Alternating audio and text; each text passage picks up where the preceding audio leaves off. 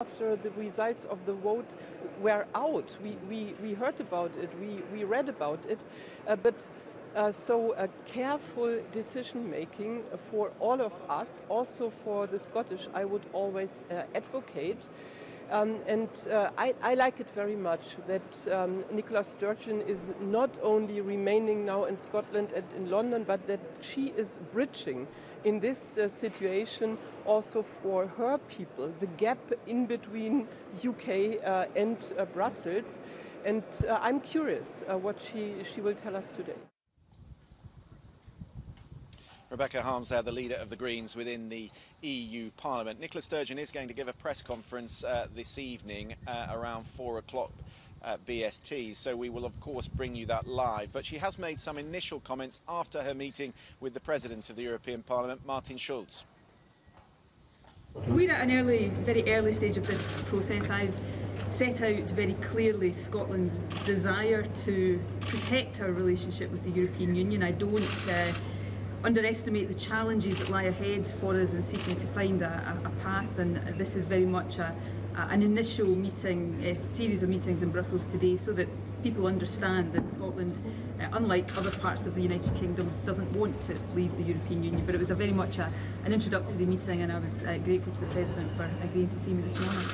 Thank you very much. Thank you. Mr. President, I listened carefully and I learned a lot. Thank you very much. What did you learn?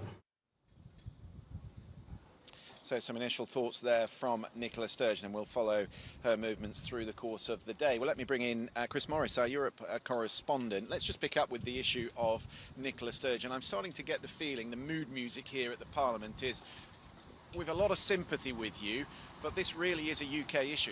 Yeah, I mean, they're listening, they do have sympathy. I think they feel quite emotional about it in a way. Here's a part of the UK that wants to be with us, but constitutionally she's in a very, very difficult place because you can't apply to join the EU unless you're an independent country. And if you're an independent country, then as we saw in the Scottish referendum, if you then joined, would you have to be part of the euro and so on? We go back to all the debates we had in the Scottish independence referendum. So there will be sympathy. She's already met Martin Schulz here at the Parliament. She's meeting Jean-Claude Juncker later in the day. And a lot of people feel that he is using that meeting with her to put a little bit more pressure on the British government to get on with the process of invoking Article 50. So there's quite a few games being played here. But she's not meeting Donald Tusk. He's the third president in town, the president of the European Council. He decided it wouldn't be appropriate to meet her at this juncture. And I think that is a sign that at the moment, the serious people in town know that it's the British government they've got to deal with. They'll listen to her, but she's really on quite sticky ground. So some sizable hurdles for her to overcome.